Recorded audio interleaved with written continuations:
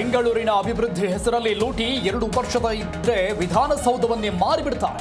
CM ವಿರುದ್ಧ ಕೇಂದ್ರ ಸಚಿವ ಎಚ್ಡಿಕೆ ವಾಗ್ದಾಳಿ.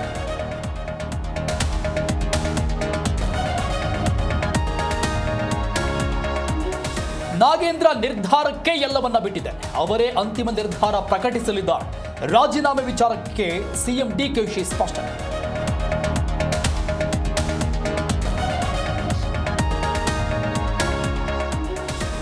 ನನ್ನ ಇಮೇಜ್ ಡ್ಯಾಮೇಜ್ ಮಾಡಲು ಹುನ್ನಾರ. ಎನ್ಸಿಎಲ್ಟಿ ಪ್ರಕರಣದಲ್ಲಿ ಮುಚ್ಚಿಟ್ಟ ಸತ್ಯ ಹೊರಹಾಕಿಲ್ಲ. ಎಸ್ಎಲ್ ಗ್ರೂಪ್ ಅಧ್ಯಕ್ಷರಾದ ಡಾಕ್ಟರ್ ಸುಭಾಷ್ ಚಂದ್ರ ಹೇಳಿಕೆ.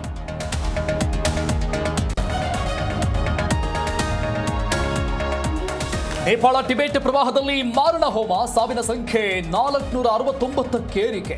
1400 ಮಂದಿ ನಾಪತ್ತೆ. 288 ಭಾರತೀಯರು ಸೇರಿ 1500 ಜನ ನಾಪತ್ತೆ.